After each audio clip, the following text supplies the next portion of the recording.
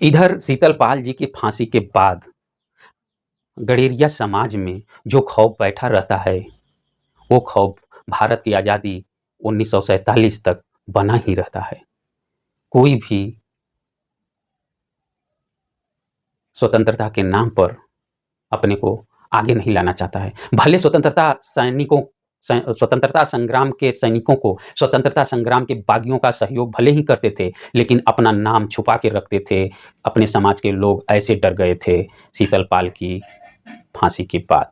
वे तो बागियों का सहयोग करते थे, लेकिन अपने आप को छुपा कर ही रखते थे। बोलते थे कि मेरा नाम ना आए। वे खौफ गडेरिया समाज में हो गया था, और वे खौफ आज़ादी के बाद भी रहा, क्योंकि जब 26 जनवरी 1950 को संविधान लागू होता है, तो उसमें बोला जाता है कि जितने स्वतंत्रता संग्राम में भाग लेने वाले हमारे देश के अग्रज लोग और वीर योद्धा लोग और जितने भी बागी लोग थे, अपना नाम रजिस्टर्ड कराएं। स्वतंत्रता संग्राम से संबंधित रजिस्टर में अपना नाम रजिस्टर्ड कराएं।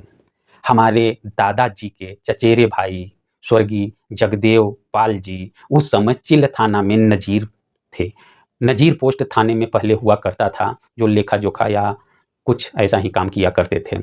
दादाजी बताया करते थे कि उस समय भी कोई भी समाज का सदस्य सामने नहीं आया कि अपना नाम स्वतंत्रता संग्राम या स्वतंत्रता संग्राम के सैनिकों के रूप में स्वर्ण अक्षरों से लिखवाएं। न कोई नहीं आया, और इतना डर बना था कि आज भी अंग्रेजी पुलिस आएगी, पकड़ ले जाएगी। इस डर बस लोग ऐसा नहीं करते थे, इतना खौफ फैल गया था, वे बताते थे। और ये सब घटनाएं जो मैं बताई, कुछ इसमें काल्पनिक जरूर हो सकती हैं दोस्तों, लेकिन हमारे गांव के स्वर्गीय श्री कालीचरण प्रसाद यादव जी के द्वारा सुनाई घटना को मैं अपने शब्दों में इंगित कर आपको परोसा हूँ। वीडियो कैसा लगा आप जरूर लाइक करिएगा।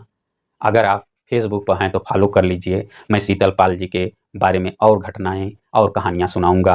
अगर आप यूट्यूब पर हैं तो सब्सक्राइब कर लीजिए। मैं शीतलपाल जी की जयंती पर अपने समाज के बुद्धिजीवियों और कलमकारों को ललकारता हूँ कि उठो कलम उठाओ, महान क्रांतिकारी, महान योद्धा शीतलपाल जी की वीर गाथा को अपनी कलम से लिख डालो। ऐसा सौभाग्य तुम्हें मिलेगा भदोही वालों, उठाओ अपनी कलम।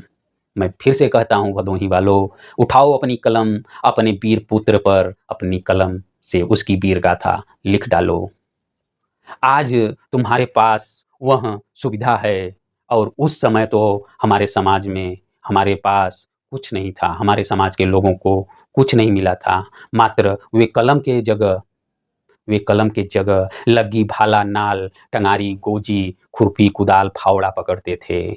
आज उन्हीं की वजह से खुरपी, फावड़ा, नाल, गोजी, लग्गी को छोड़कर हम लोग कलम पकड़े हैं। तो क्यों न उस कलम से उस वीर पुत्र, उस वीर योद्धा की वीर गाथा नहीं लिख पाते हैं। कुछ लोग तो कहते हैं कोई साक्ष्य नहीं है। मैं उन लोग से कहना चाहता हूँ, अरे आज के समय में अगर आप कहीं बागी हो जाइए, अगर आज के समय में आप सरकार का बगावत कीजिए, तो देखिए सरकार आप पर क्या जुल्म ढाती है। तो उस समय आप नहीं समझ सकते हैं कि शीतला प्रसाद के पास जब बगावत किए तो उनके साथ अंग्रेजों की कैसी बर्बरता रही होगी। उसको तो सोच के आप कुछ बोल सकते हैं, उसको तो सोच के आप कुछ लिख सकते हैं। इतना तो बुद्धिजीवी हो ही गए हैं। और जो लोग कहते हैं कि साक्ष्य नहीं है, तो उनसे मैं यही कहना चाहता हूँ, चंद्रगुप्त का क्या कोई साक्ष्य था? धर्मपाल का क्या कोई साक्ष्य था? हरिहर बुक्का का क्या कोई साक्ष्य था? होलकरों का क्या कोई साक्ष्य था? चंदेलों का क्या कोई साक्ष्य था? बघेलों का क्या कोई साक्ष्य था? गुज्जरों का क्या कोई साक्ष्य था? जाटों का क्या कोई साक्ष्य था? अहिरों का क्या कोई साक्ष्य था? ऐसे अगर हम आप लड़ते रहेंगे, कुणबी, कोयरी, अहिर, गडेरिया कहते रहेंगे, तो हमारा साक्ष्य क्या, इतिहास भी मिटा दिया जाएगा। मैं शीतलपाल की जयंती पर बस यही कहना चाहता हूँ कि सब लोग एक हो जाओ और अपने इतिहास को स्वर्ण अक्षरों से लिखो। नमस्कार।